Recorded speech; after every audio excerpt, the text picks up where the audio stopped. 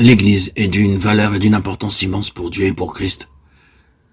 Elle est déclarée être sa plénitude. Toutes les plus grandes vertus de Christ, sa plénitude, sont pour l'Église, dans l'Église et par l'Église. Pour le confirmer, nous avons la déclaration de la parole de Dieu en ce qui la concerne, et nous avons l'histoire de l'Église dans sa continuation, sa persistance, sa survie même. Et s'il nous faut davantage d'évidence quant à son importance et sa valeur, nous pourrons toujours en trouver dans un certain domaine qui manifeste une sollicitude très irreligieuse pour les intérêts de Dieu. Satan est l'Église comme il est Christ. Il a occasionné plus de troubles à l'Église qu'à n'importe quoi d'autre. À travers l'ère chrétienne, une minorité de croyants s'est attachée à mettre en pratique ces principes scripturaires de vie corporative. L'opposition la plus âpre et la plus implacable s'est abattue sur cette minorité, non pas de la part du monde, mais de la chrétienté, c'est-à-dire de ce système que les hommes appellent l'Église.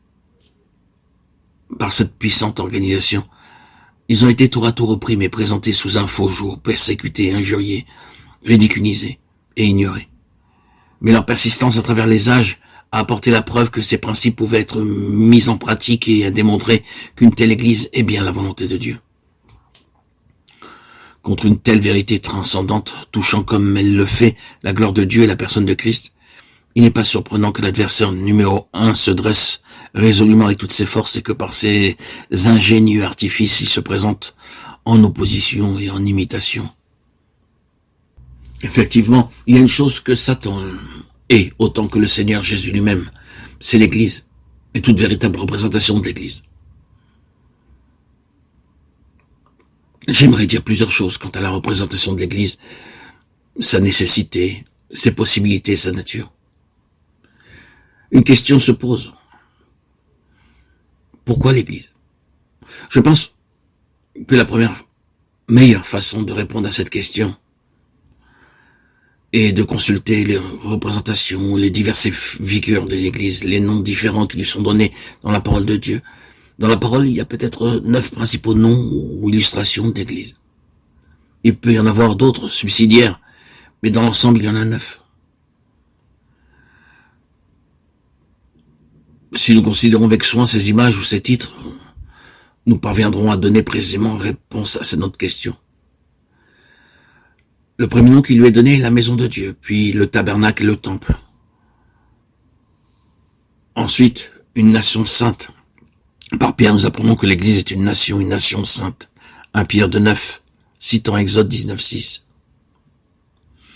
Le mot Église lui-même, comme nous le savons, se traduit du mot grec ecclésia, un mot très riche et complet qui fut approprié par Christ et les apôtres et employé pour décrire ce corps élu de toute éternité. L'Église, l'équivalent moderne de ce mot correspond à assemblée, un mot qui porte en lui-même tous les éléments de la signification de l'original grec. Lorsque nous parlons de l'Église, nous parlons du corps de Christ, qui a assemblé, qui est son corps. C'est ce que nous lisons dans Éphésiens 1, 22-23. L'assemblée qui est son corps est le vase, l'incarnation du Seigneur, l'esprit dans lequel et par lequel il doit s'exprimer. Si l'Église telle que nous la rencontrons concordait avec la pensée divine, nous saurions à quoi ressemblerait le Seigneur.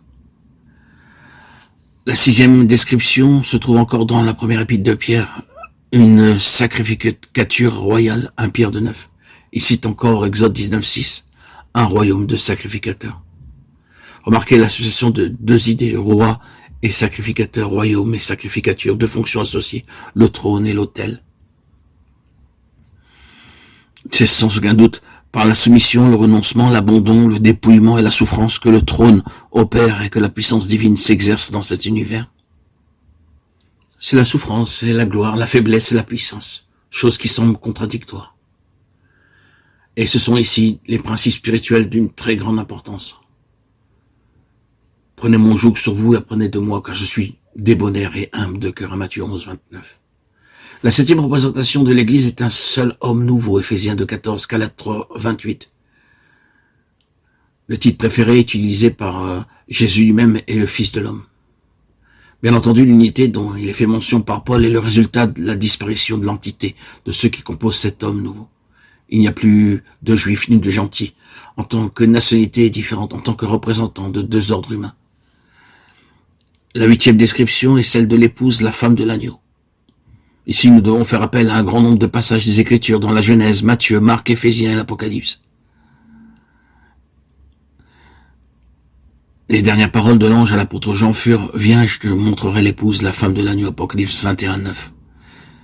Il y a dans ce verset des termes presque synonymes et cependant pas tout à fait identiques quant à leur signification.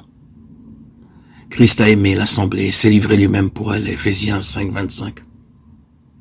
La dernière représentation donnée à l'Église est celle de la cité. À la fin de l'Apocalypse, il nous est rappelé que l'ange, après avoir dit « Viens ici, je te montrerai l'épouse, la femme de l'agneau » Apocalypse 21:9. Il enleva l'apôtre en esprit sur une grande et haute montagne, et il me montra la sainte cité, verset 10. Toutes ces appellations appartiennent à une seule entité, et représentent la même chose, considérée au travers de différents points de vue.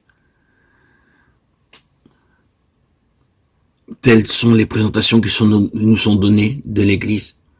Lorsqu'à la fin, l'œuvre sera terminée, prenons note que cela nous est présenté comme un fait établi. Présentement, nous pourrions très bien désespérer que cela puisse jamais être réalisé. Mais cette révélation prophétique nous a été donnée pour nous montrer exactement ce à quoi elle ressemblera à la fin. Peu importe comment sont les choses maintenant et les dénominations qu'on donne à l'Église. Bien qu'il nous importe en effet de savoir comment elles sont, cependant, dans un autre sens, peu importe comment sont les choses et les dénominations qu'on leur donne. Car nous voyons comment il en sera à la fin. Afin que lui se présente à l'assemblée à lui-même glorieuse, une assemblée sainte, pure et sanctifiée, n'ayant ni tache, ni ride, ni rien de semblable, mais enfin, qu'elle fût sainte et irréprochable. Éphésiens 5:27.